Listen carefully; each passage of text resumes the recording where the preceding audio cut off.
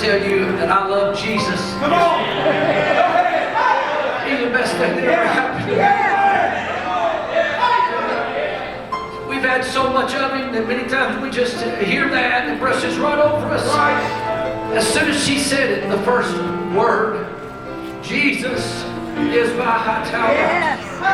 I've always loved this song. My daughter used to sing with our youth choir, and it just seemed like every time that first line. Help him, Lord. And you just begin to think about everything that he is, which is everything.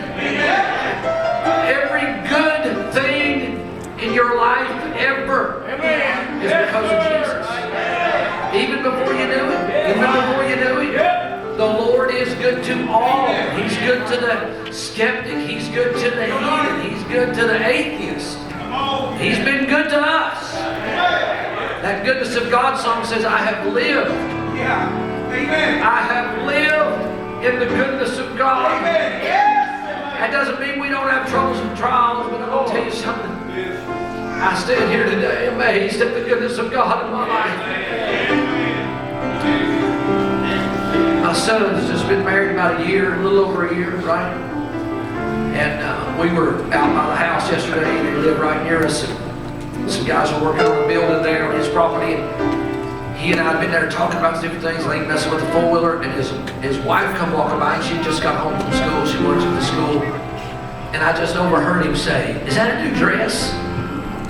He said, is that a new dress? And she's like, I don't even know if she said yes or whatever. But he's like, man, that looks good. You look really good. And I saw him hug her and kiss her. And he said, that's really pretty. You know, she was just, I said, Adele, that was real good right there, wasn't it? She was great. She said, yes. Some of us old guys that have been married a long time probably need to do that more than we do. But you know, you ought to do that with Jesus every now and then. You say, well, he knows my heart. Well, I think she probably knows Cooper likes her. He kisses her about every time she comes close. I mean, she probably... But I guarantee you this, just because she knows it don't mean she don't like to hear it. Just because he knows it don't mean that it doesn't warm the very heart of the God of heaven for you to come sometime and bow before him with no request. But just to say, I'm so glad I know you and you know me. You're the best thing that ever happened to me. So I'm going to have him start over and sing the whole song again. Maybe I'm going to just kneel in my chair right here and tell Jesus I love him. When I pray, I write when I pray because I'm so wild in this crazy head. It helps me focus a little bit.